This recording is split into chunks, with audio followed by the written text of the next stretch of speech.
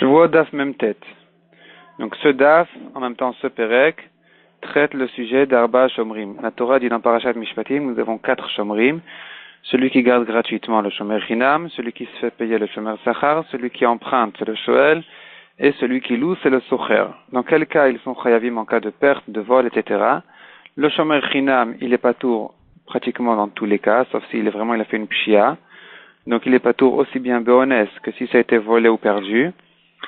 Et donc quand il est patour, il doit jurer que ça a été perdu béonès ou volé même, ou perdu sans honnête, et il est patour. Tandis que le shomer sachar qui se fait payer et celui qui a loué, le socher, ils sont ptourim que dans un cas de honnête, mais si ça a été volé ou perdu, ils sont chayavim. Le shoel, celui qui a emprunté, il est chayav de rembourser dans tous les cas, sauf si, Rashi précise, sauf si l'objet a été usé jusqu'à qu'il s'est abîmé, qu'il s'est cassé, ou la bête elle est morte à force de l'utiliser de manière normale. Dans ce cas-là, il est pas tout. Dans tous les autres cas, si ça a été volé, perdu, même béonès, il est chayav de payer. Maintenant, le rapport avec Masechet Shavuot, c'est dans un cas où effectivement il a juré. Donc s'il a juré, des fois il est chayav de korban, des fois il est patour de korban. On a vu dans les parakim précédents, il y a la Shavuot apikadon, c'est-à-dire celui qui a juré en ayant une dette alors qu'il la devait. S'il vient avouer après il a fait tshuva, il est chayav de korban hacham gzelot. Il doit amener le korban hacham, 1, rembourser la dette 2 et ajouter le quart, ce qui s'appelle chomesh. Chomesh, ça veut dire c'est 1/5. Après avoir ajouté le quart il est 1/5 de la totalité de la somme. Donc il doit payer une fois, donc il doit payer 125% de la dette et amener un korban. Dans quel cas il est chayav de ce korban s'il a juré la sheker, dans quel cas il est patour. Et la Mishnah, à la fin de la Mishnah, elle nous dit le principe de toutes ces halachot-là. C'est un principe très facile et clair qui nous dit tout simplement, si il était de toute façon patour et qu'il a menti en jurant qu'il était patour pour une autre raison, il n'est pas chayav de korban car il n'a pas nié une dette. De même, s'il était chayav pour une raison et qu'il a juré que l'histoire qui s'est passée c'est une autre raison sur laquelle il est aussi chayav, il est aussi patour de korban car lui aussi n'a pas nié une dette.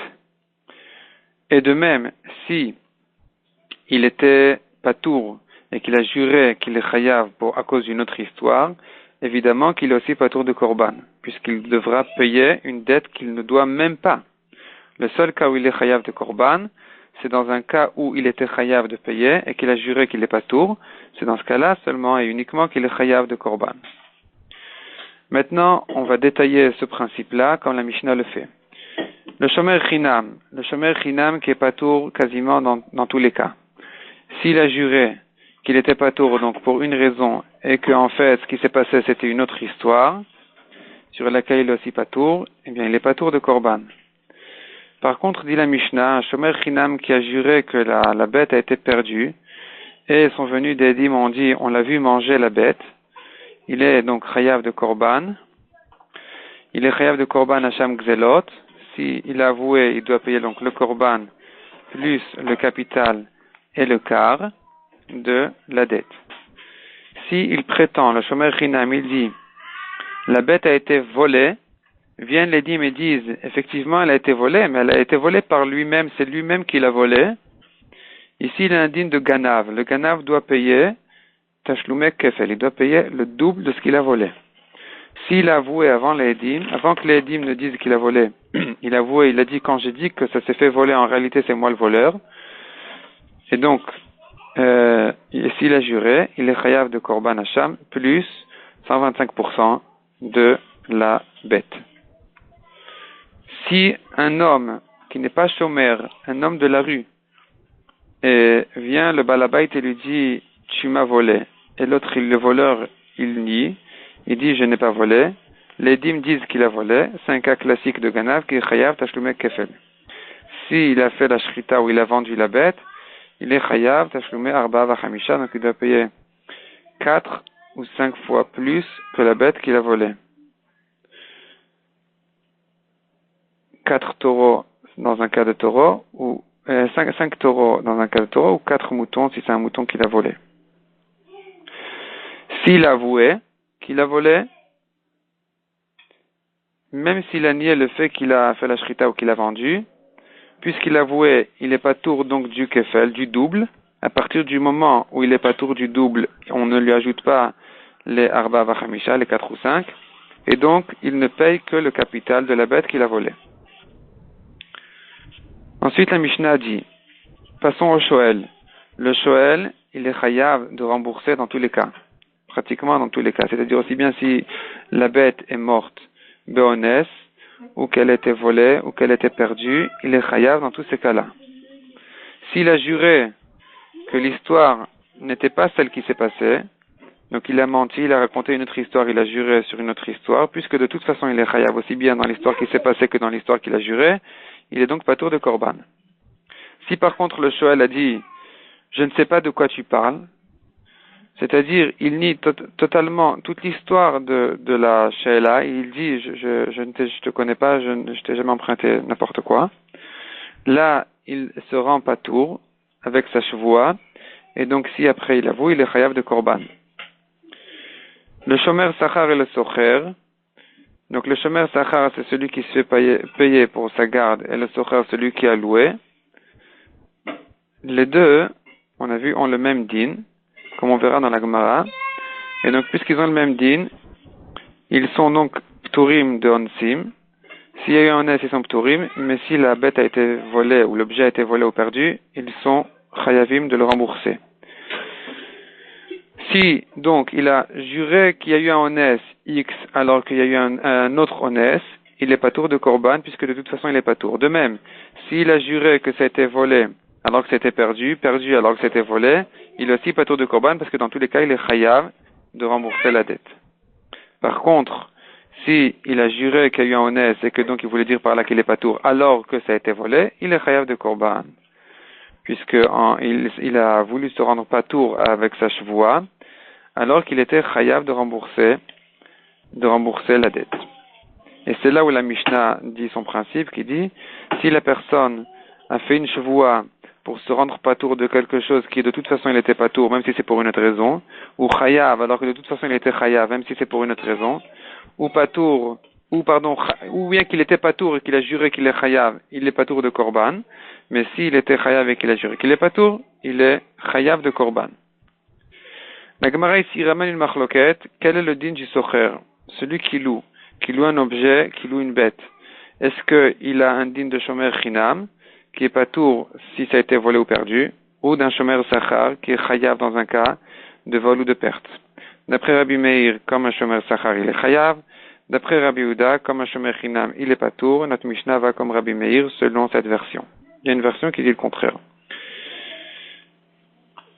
Dernier sujet du DAF. Tous ceux qui sont pturim dans un cas où ils ont juré à faux, ils ont menti dans leur chevoie, et on a vu qu'ils sont pturim du korban Hacham Gzelot, ils sont pturim donc de chevoie tapikadon, puisque de toute façon il était chayav, ou de toute façon il était patour, de payer. Donc à propos de ce korban-là, en ce qui concerne ce korban-là, ils sont pturim. Cependant, ils ont juré à faux, et donc ils ont un chiyuv d'un autre korban, qui est le korban olav yored, qui concerne toutes les chevuot en général, qui n'ont pas de rapport avec des dettes d'argent.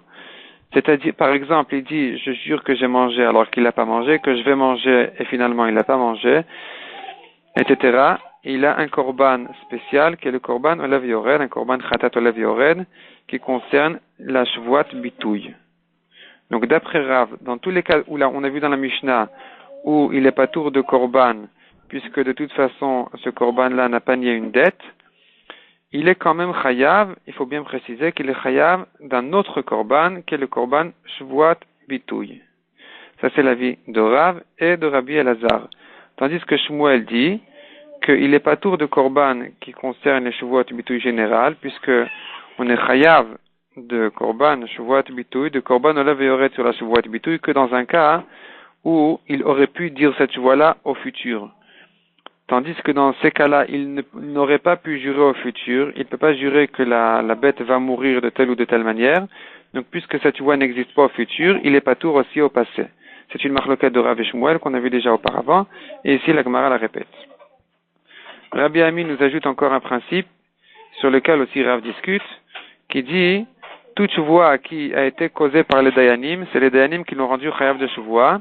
Il est patour de Shuvoat bitouille. Shuvoat, le korban, Olev Yored, qui vient sur une Shuvoat bitouille, quelqu'un qui a juré la sheker, il est chayav de korban, ne concerne que celui qui a juré de lui-même. Et celui qui a juré en étant forcé par les Dayanim, celui-là est patour de korban, Olev Yored. Donc quand Rav a dit que dans notre Mishnah, dans tous les cas où il est patour de korban sur la Shuvoa, il est quand même chayav sur Shuvoat bitouille, malgré qu'il a été fait jurer par les Dayanim. Rav, en réalité, il est cholek sur Rabbi Ami qui dit que toute voie qui a été faite par les Dayanim, on n'est pas chayav sur cette voie-là de korban, ole veyored. יהי רצון מלפניך כשם שעזרתנו לסיים מסכת שבועות, כן תעזרנו להתחיל ולסיים מסכתות וספרים אחרים, ללמוד וללמד, לשמור ולעשות את כל דברי תלמוד תורתך באהבה, וזכות כל התנאים והמוראים ותלמידי חכמים יעמוד לנו לזרנו שלא תמוש התורה מפינו מפי זרנו וזרע זרנו עד עולם מתקיים בנו מתהלך תנחותך בשוכבך תשמור עליך והקיצות הייתי שיחך כי הביא ירבו ימיך ויוסיפו לך שנות חיים אורך ימים ימינה ובשמאלה עושר וכבוד השם עוז לעמו ייתן השם יברך את עמו בשלום.